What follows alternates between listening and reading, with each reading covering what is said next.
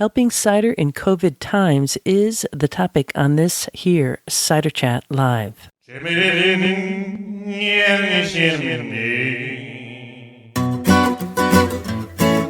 listening to Cider Chat Live.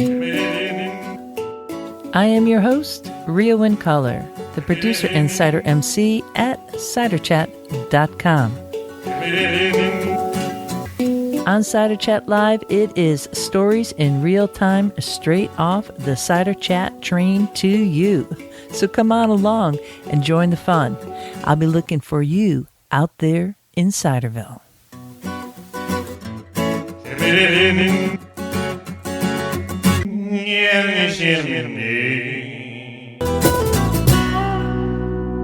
We are talking with Michelle McGrath, the Executive Director of the American Cider Association.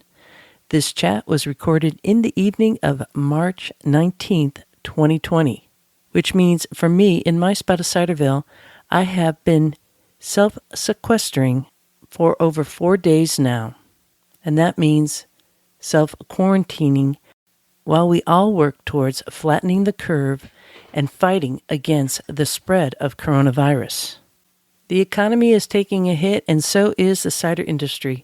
And Michelle will be speaking about what the association has been doing along with regional associations in the U.S.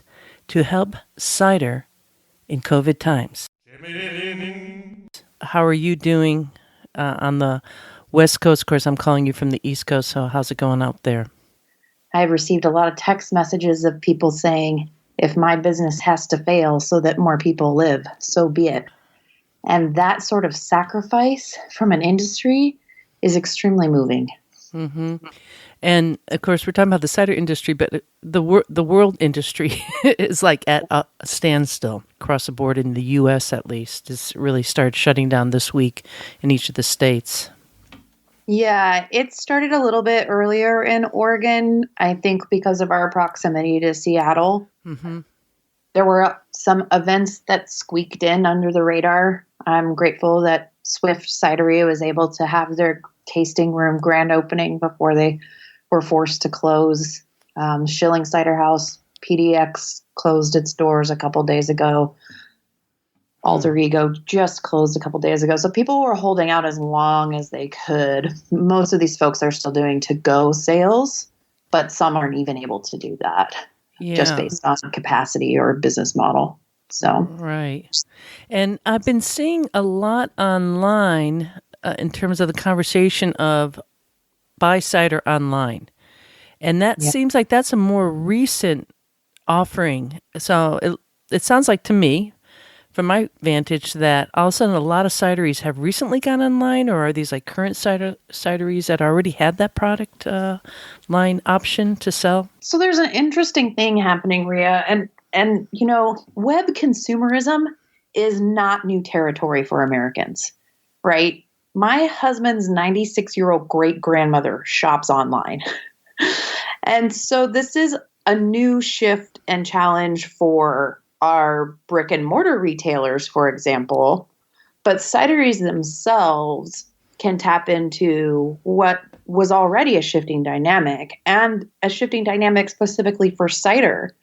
At CiderCon this year, we invited our friends from Vino Shipper to come present on some of the trends they are seeing in their web sales of cider, and they reported a 10% increase across the board in cider sales last year.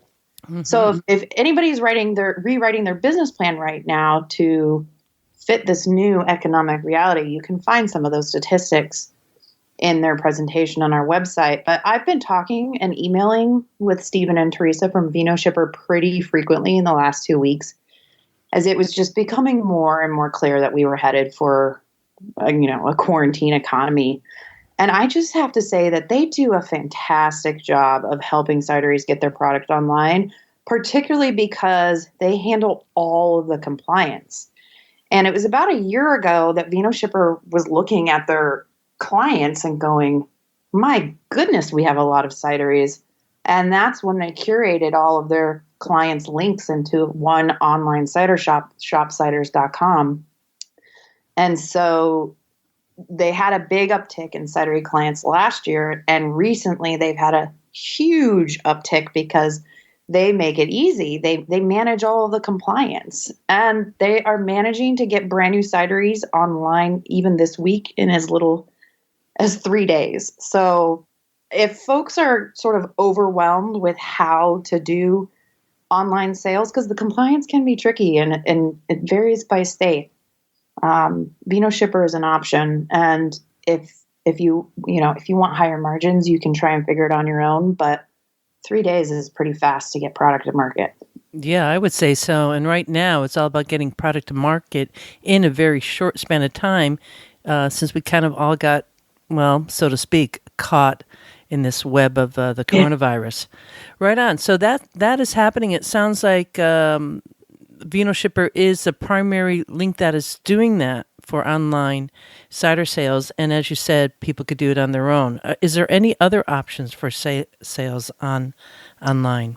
Or there are other platforms that some of our members use. I am most familiar with Vino Shipper, but there are definitely other platforms. I think Vino Shipper probably has the broadest range of cider sales. There's a startup web retailer in the Pacific Northwest called Press Then Press, and he works with orchard-based format cideries, but there are other folks out there. Anybody that can ship wine should be able to ship cider as well. Mm-hmm. And right now, with this situation at hand, and people are, we don't know how long we're going to have to be sequestering with cider in place at our homes. This kind of turnaround of being able to ship it out, is that going out like via UPS kind of deliveries or FedExing? Do you know anything about that? Because there's this other side where people, it's going to be listeners who are both commercial makers, but also consumers who want to know what's a safe way to receive cider. And so I imagine that those kind of guidelines for managing the virus right now are also being dealt with too. Do you know anything about that via like Vino Shipper, how they're addressing that, some of those concerns from the consumer perspective? Yes, Vino Shipper, I believe, has a special partnership with UPS, and FedEx is also an option for legally shipping alcohol. The United States postal system is not. There have been bills in the past to try and make it a legal channel for shipping alcohol. I wouldn't be surprised if it changes rapidly in the next month. Yeah. A lot of things are changing very quickly in the next month to try and accommodate these businesses that are needing to adapt to an entirely web-based economy quickly. Mm-hmm. Well, here's one of the silver linings is that if you're going to be ordering cider online, at least you will be home to receive it now and sign off for it. That is so true. As someone who has had many boxes cut open and gutted by thieves who know that I get cider shipped to my house regularly, I look forward to less losses. What have you been kind of, boots on the ground doing in as much as you can for the association members and cider in general? Yeah. One of the main reasons for the association, and one of the main reasons for trade associations in general, is to be a voice for the industry with decision makers. And the American Cider Association is honored to work with our partners in beer, wine, spirits, and mead to, as a group, as a coalition, to represent the needs of the beverage alcohol community with Congress and the TTB and other agencies that impact our industry. So the coalition came together very quickly and shifted gears from trying to make the Craft Beverage Modernization and Tax Reform Act, which had excise tax relief in it, permanent. That's the main purpose for us working together. Very quickly adapted and evolved to our new purpose, which is to make sure that the needs of the beverage alcohol industry are firmly represented in any stimulus efforts. There's been a lot of news about the airline industry, and our belief is, if the airline industry is getting excise tax relief, then the beverage alcohol community should also be getting federal excise tax relief. So we recently, yesterday, sent a letter to congressional leadership, McConnell, Schumer, Pelosi, and McCarthy, asking for some specific things: expanded unemployment insurance, suspension of payroll taxes, federal excise tax relief, no and low interest loan growth in the funding of those programs, industry stabilization funds, cash infusions, maintaining an open commercial border, which includes, suspension of tariffs on beverage, alcohol, and their suppliers. That one's probably going to be more difficult, but there's been a lot of news over the last couple of years about how tariffs have negatively impacted the beverage alcohol community. So these are all things that we are asking for. And I think if I had a crystal ball, I would say that we will get some of them. The latest news, breaking news, is that the GOP has released a version of their stimulus package, which is good. It means that the bipartisan negotiations can begin. I haven't had a chance to review the specifics, but Treasury Secretary Steven Mnuchin is really putting pressure on Congress to take action. And bill negotiations will continue, and the coalition, including the American Cider Association, will be asking for these things. Great. It's good to have a voice there in D.C. in that way. I know that you've been down there many times. Well, we've been working very closely with regional associations to support each other's efforts. There's unprecedented collaboration right now. New York Cider Association just today was instrumental in getting the state to allow cideries to ship direct to consumers, for example. And the Northwest Cider Association and the Minnesota Cider Guild and lots of others are working to try and get some emergency policy relief to help our industry continue to thrive. And if anybody is interested in taking those efforts on a state level and perhaps don't have a regional association in their backyard, reach out to me. I've got letter templates from associations that might help you, asking for things like a temporary suspension of permit fees for shipping direct to consumer, for example. I mean, there are things that perhaps we can do to try and make this transition a little easier. And if I had a crystal ball, I would think that we're probably going to see across the state, all the states will probably eventually add COVID as a reason for a small business administration disaster loan. But additionally, we'll likely see a pause in commercial mortgage and rent evictions, additional zero interest loans, no penalty on excise tax payments being late. So I think we're going to see some relief. It's taking longer than it should, and the economy is going to reel a little bit from the length that it's taking, but I'm feeling good. So I want to put a shout out to all the regional associations that are working really hard to pivot and represent their members' needs at a local level as well. Fantastic. I love that. It's so good to hear, hopeful news. It's all, that we could ask for right now is a bit of hopeful news, and you're really delivering. Anything else we should know right now in this pretty heightened crisis? Well, just that we'll be talking to the TTB about some specific things that we're asking from a cider perspective. I want to give the TTB a chance to hear it from us first, so I'm going to delay on delivering the specifics with you now, Rhea, but I'll be sure to update you if I hear anything. And I also want to shout out to the New York Cider Association, because many of you probably know personally and professionally their former executive director, Jen Smith, but I'm really happy to share that they've hired a new executive director, and he started this week. So talk about trial by fire. But he's already been doing a great job. His name is Scott Ramsey, and he's he's a movie producer. He's not a cider insider, but I was on his hiring panel, and I was very excited about the fresh perspective that he brought to the table in his interviews. And, he's already achieved legislative change. So way to go, Scott.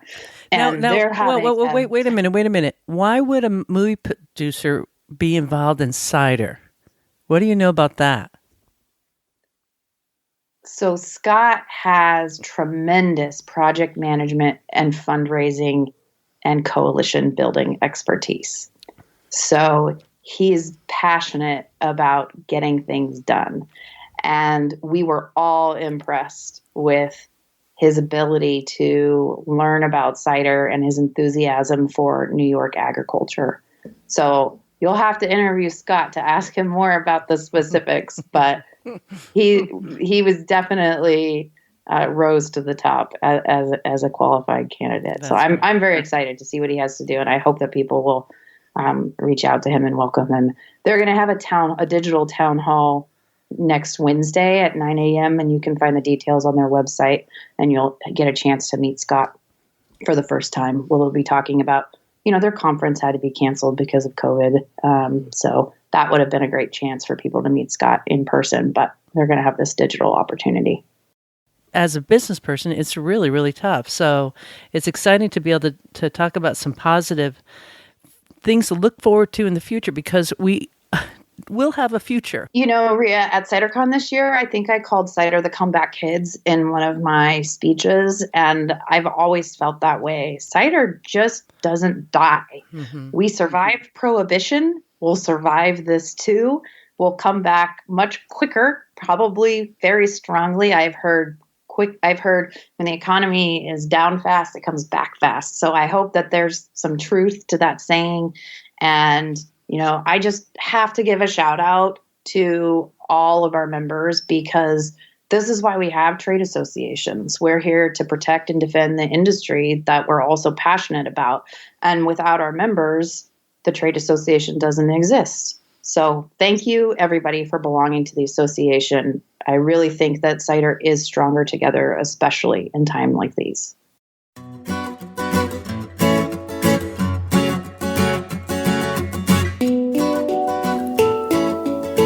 That was a chat with Michelle McGrath, the Executive Director of the American Cider Association.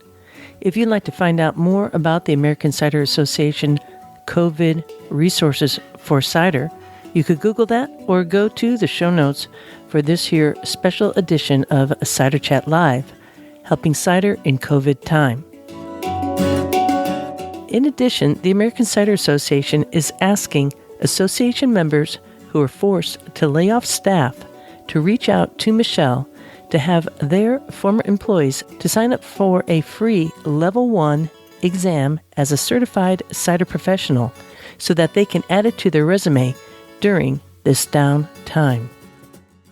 Stay vigilant, stay focused on the prize, which is flattening the curve and supporting each other, keeping a level of sanity so that we lead chaos instead of having it lead us.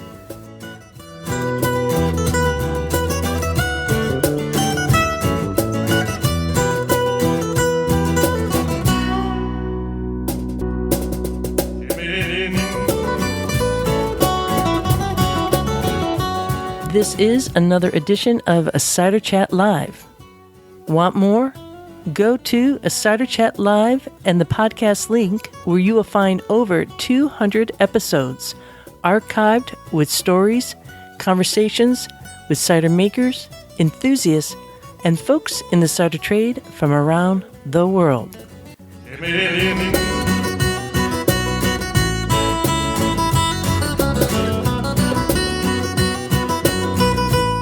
This is Rhea Windcaller, looking forward to seeing you in Ciderville.